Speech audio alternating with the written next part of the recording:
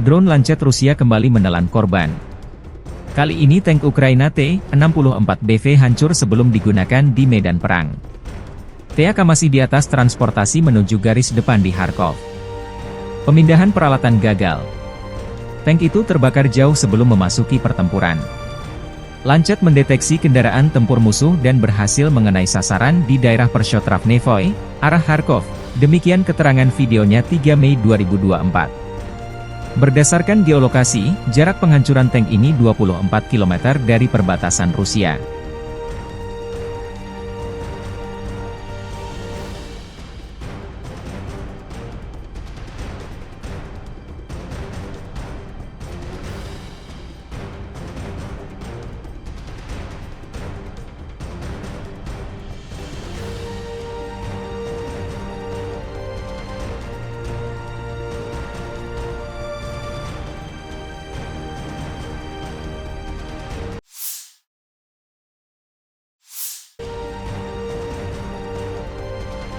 Rekaman detik-detik pasukan Dirgantara Rusia menghancurkan sistem pertahanan udara Iris-T Jerman dengan serangan rudal.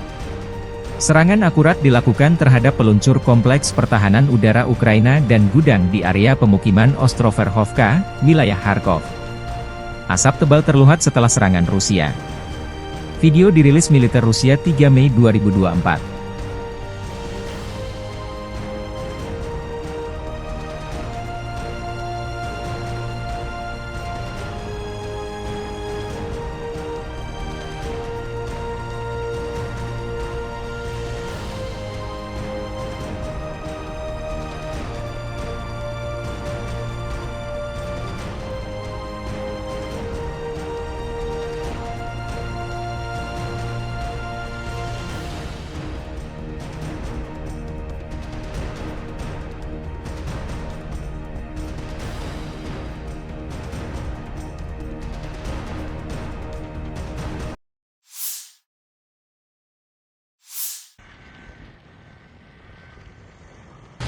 Ukraina terancam kehilangan wilayah strategis. Tentara Rusia menerobos pertahanan angkatan bersenjata Ukraina di Urozhaini persimpangan Zaporozhye dan Donetsk. Di arah Donetsk Selatan, unit kelompok Vostok baru-baru ini menyeberangi sungai Mokriali dan memulai serangan ke Urozhainoye. Di Urozhaini, pasukan Rusia berhasil mendapatkan pijakan di bagian selatan desa, menduduki wilayah pertanian dan halaman mesin pertanian di area seluas hingga 1,22 km hingga kedalaman hingga 600 meter. Kontak senjata dua kubu terjadi sepanjang hari. Di bagian selatan dan timur Urozhaini, Rusia maju di area selebar 3,5 km hingga kedalaman 700 meter.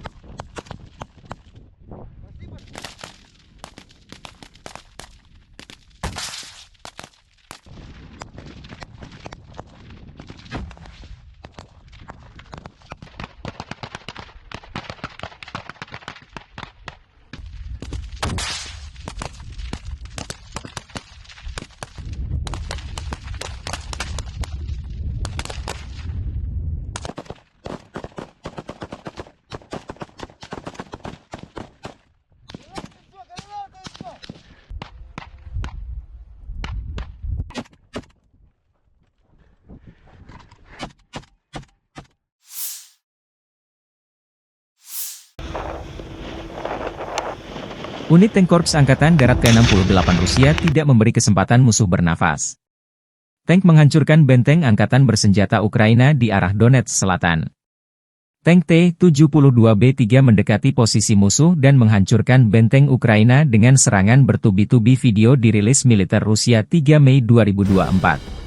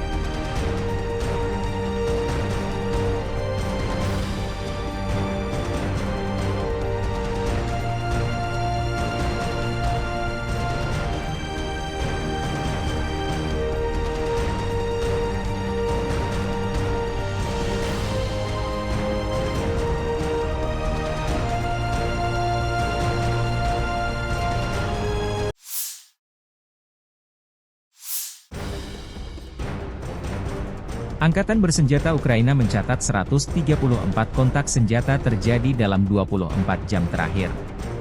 Militer Ukraina berhasil menghalau puluhan serangan Rusia di sejumlah titik garis depan. Di arah Kupiansk, Ukraina menghalau 12 serangan di wilayah pemukiman Novoehorivka, Shinkivka, Petropavlivka, Kislivka, Brestovka di wilayah Kharkiv, Stelmachivka, wilayah Luhansk. Di arah Limansky, Rusia menyerang 15 kali di kawasan hutan Grekivka, Nevsky, dan Serebriansk di wilayah Luhansk dan pemukiman Terna, Yapolivka, dan Torske di wilayah Donetsk. Di arah Bakhmut, AFU menghalau 22 serangan di wilayah pemukiman Bilogorivka, wilayah Luhansk, Verkhnokamianske, Rozdolivka, Vimka, Spirne, Novi, Klishchivka dan Ivanivske dari wilayah Donetsk. Di wilayah Avdiivka, pertahanan Ukraina menghalau 50 serangan di wilayah pemukiman Arkhangelske, Sokil, Semenivka, Novoalexandrivka, Novopokrovke, Umanske, Kalinove, Yasnobrodivka, Netailove, dan Pervomaike di wilayah Donetsk.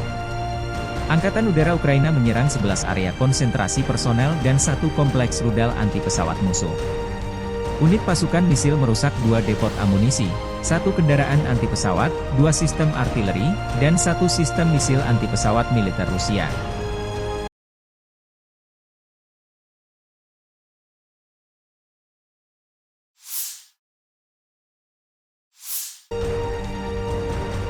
Staf Umum Angkatan Bersenjata Ukraina 3 Mei melansir militer Rusia total kehilangan 472.140 tentara di Ukraina sejak awal invasi besar-besaran pada 24 Februari 2022.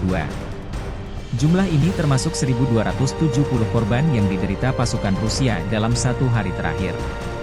Rusia juga total kehilangan 7.354 tank, 14.129 kendaraan tempur lapis baja, 16.224 kendaraan dan tangki bahan bakar, 12.102 sistem artileri, 1.053 sistem peluncuran roket ganda, 786 sistem pertahanan udara, 348 pesawat terbang, 325 helikopter, 9.580 drone, 26 kapal dan perahu, dan 1 kapal selam.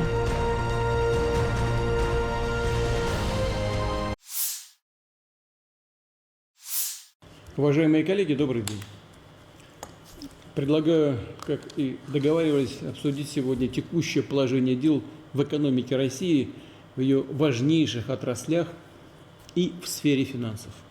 В том числе особое внимание предлагаю обратить на долгосрочные тенденции, которые отражены в прогнозе социально-экономического развития страны до 2030 года.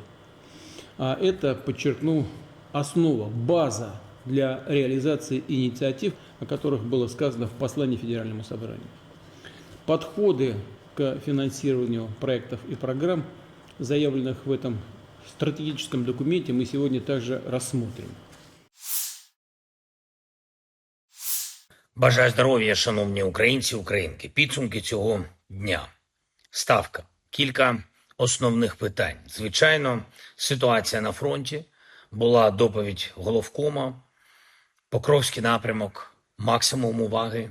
Інші напрямки на Донеччині, південні напрямки, Харківщина. Також сьогодні головком доповів загалом щодо захисту кордону з Росією та відповідних наших громад в кількох областях. Ми бачимо ризики, ми будемо знищувати окупанта за будь-яких умов.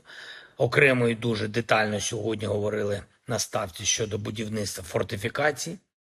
Були доповіді і уряду, прем'єр-міністра Дениса Шмигаля, і Офісу в межах відповідальності регіонального напрямку Олексія Кулеби, і від голови Державної служби спеціального транспорту Олександра Яковця. Я дякую кожному і кожній, хто на місцях будує фортифікації, працює так ефективно, як потрібно. Дотримуємось графіків, пройшлися сьогодні і питаннями захисту нашої енергетики, конкретних об'єктів від конкретних загроз. Зараз треба поєднати два процеси – захист енергетики від ударів у цей час та забезпечення наших людей електрикою. А також вже час починати підготовку до наступного опалювального сезону. Завдання очевидне. Маємо зробити максимум для захисту життя. І кожен аспект цієї роботи від ППО та РЕБ на об'єктах до необхідних будівництв і постачання – все це персональна відповідальність кожного, хто залучений до роботи. Від уряду та повітряних сил до енергокомпаній та місцевих служб.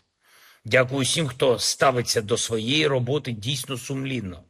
Також за підсумками розмови на ставці я доручив прем'єр-міністру, міністру оборони, міністру закордонних справ, головкому, кожному на їх рівні працювати з партнерами, щоб прискорити постачання зброї, реалізацію пакетів та домовленостей. Оперативність важлива, зміст пакетів є. Я на сьогодні не бачу проблеми з цим. Я дякую Конгресу Сполучених Штатів за рішення, але швидкість постачання та реалізація рішень – це те, із чим також не має бути жодних проблем. Очікуємо зброю в Україні для наших воїнів. Продовжуємо сьогодні і підготовчу активність, наради щодо тих результатів, яких очікуємо від найближчих місяців та загалом року, НАТО, перспективи на рік та конкретно наші цілком справедливі очікування від саміту у Вашингтоні, Євросоюз, підготовка до фактичного відкриття переговорів про вступ, якого очікуємо у червні, та подальша робота з ЄС. І, звичайно, саміт миру. Глобальний саміт, є вже конкретний розподіл по урядовцям та іншим представникам нашої держави, які працюватимуть на тих географічних напрямках, звідки ще треба залучити лідерів. Зараз цими днями ми разом зі Швейцарією завершили направлення запрошень на саміт. Конкретні дати саміту – 15 та 16 червня. Це буде перший етап, фактично перший реальний шанс розпочати відновлення справедливого миру. Ми всі маємо розуміти, що лише глобальна сила здатна примусити Росію до миру. І саме тому працюємо, щоб залучити якнайбільше учасників до саміту у Швейцарії та відповідної комунікації. Маємо також розуміти і те, що Путін спробує і різними маніпуляціями, і силою ударів своїх терористів спробує зірвати цю роботу. Наші зусилля спробує послабити українські позиції. Всі наші позиції і на полі бою, і в дипломатії, і в інформаційній сфері мають бути зараз однаково сильними, щоб нам тиснути і наближати наші результати. Окупанти мають втратити змогу тиснути і здобувати щось для себе. Тож наша сила, наші можливості, наша зброя, єдність із партнерами – все це має працювати разом і буде працювати. Дякую кожному і кожній, хто з Україною. Дякую всім, хто воює та працює заради нашої держави і людей. Дякую всім, хто відновлює нормальне життя після російських ударів і хто наближає реальну відповідальність Росії за цю війну. Війну, в якій ми обов'язково захистимо свою незалежність. Слава Україні!